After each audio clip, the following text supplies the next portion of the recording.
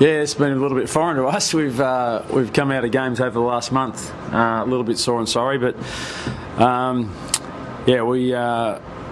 we're really pleased to get a 7-goal victory. Brisbane were pretty good last week against Port Adelaide, we thought, and we knew it was going to be a tough battle, but we had a really good start to the game and just allowed them back in. We just controlling the game halfway through the second quarter and couldn't capitalise on our inside 50 opportunities, and Brisbane scored, I think, 3 late goals in the second quarter that just made it a lot tighter contest. And same sort of thing in the third quarter. We got out to a 4 or 5 goal lead and then allowed them back in the contest late in the quarter again. So it was really pleasing that we ran the game out hard and scored really well in the last quarter. David Hale's performance, you must be pleased with that.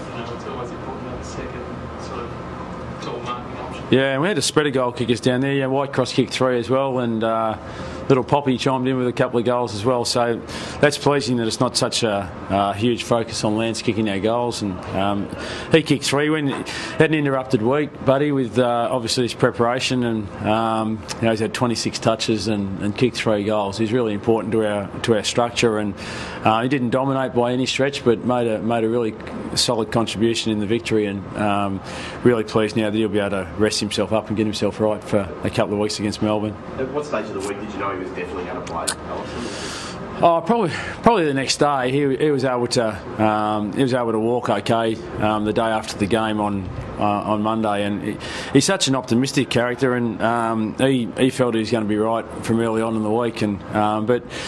It was probably midweek. Once he was able to truly run on it and twist and turn a bit, then he felt he was going to be right. But so we probably didn't confirm it until Thursday, to be fair. But he knew early in the week that he was going to be a real good chance to play.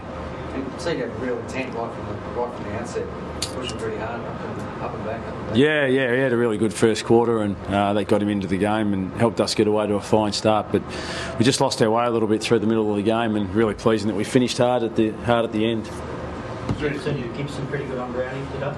Yeah, it was a really good contest. Brown's an outstanding footballer and obviously has been for a long period of time. So it was a really good battle. He still kicked 3 goals, Brown, and obviously missed one right there at the end that he'd normally kick quite easily. But we thought Gibbo battled really well for us and repelled a lot of Brisbane's attack. So it was a great battle. But we really thought that for Brisbane to win the game, Brown probably needed to have a 5 or 6 goal game, and for Gibbo to restrict him in that regard was really pleasing for us.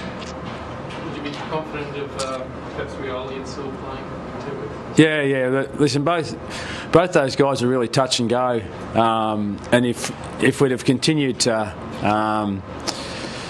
perhaps play, we got a bye next week, so if we'd have continued to play week after week, we probably nearly would have pushed them a little bit harder to try and play this game. So we'd expect that they'll be good as gold for the Melbourne game in a couple of weeks.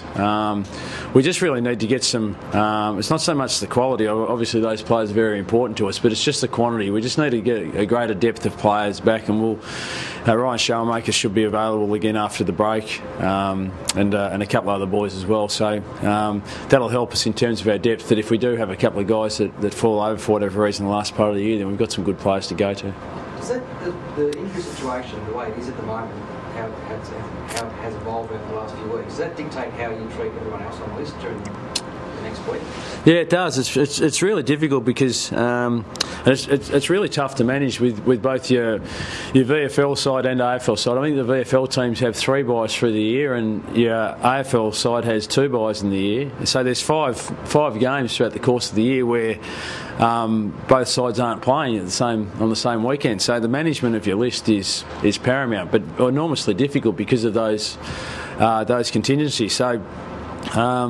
We've had to be a little bit mindful of not playing some guys on various weeks. You've got the complication too of when you're travelling interstate, you need to take a traveller with you too, because just in case someone gets sore or is ill.